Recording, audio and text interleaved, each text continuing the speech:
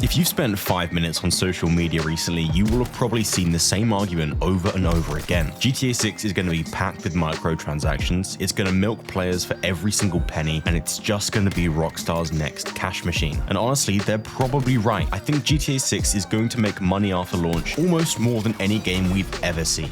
But the thing is, I don't care. Not because I like microtransactions and not because I think companies should charge players more to play, but because Rockstar has genuinely earned something that pretty much no one else in the industry has.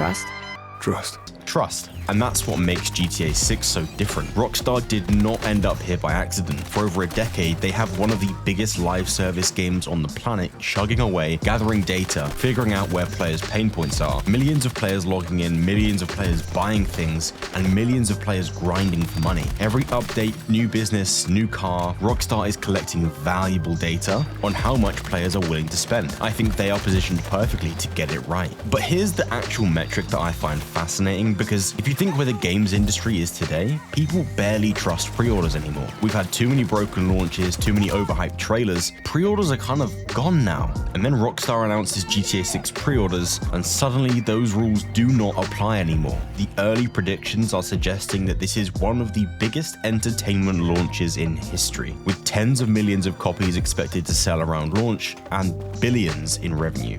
And that's before most people have even touched the game. Think about that. I think a lot of GTA Online players will tell you that they've spent more on shark cards than they did on the actual copy of the game. And that's why GTA 5 has been going on sale for years. Get them in the door, that's where the players spend the money. And that's why I think Rockstar is probably going to get away with murder here monetization-wise. They're already setting the precedent with the pre-orders. A lot of content is locked behind the Ultimate Edition, but it's not crucial stuff. And of course, there is absolutely a line. If Rockstar starts locking in major gameplay behind rules, like major gameplay, that is really, really bad. Rockstar, do not do that.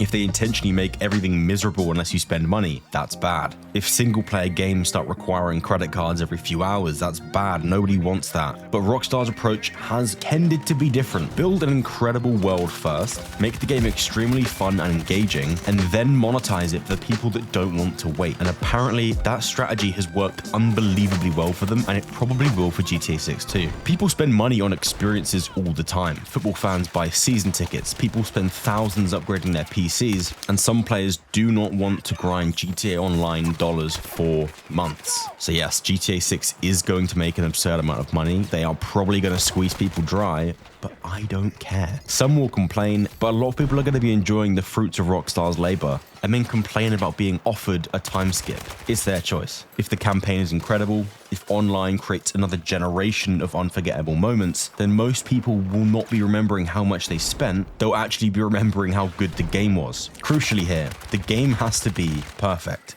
Rockstar isn't successful because they got microtransactions right. They're successful because they made the perfect game and then sold stuff on top of it. And if they pull that off again, they will probably milk players dry. But the difference is millions of people will happily hand them the bucket. Subscribe for more, please. Meh.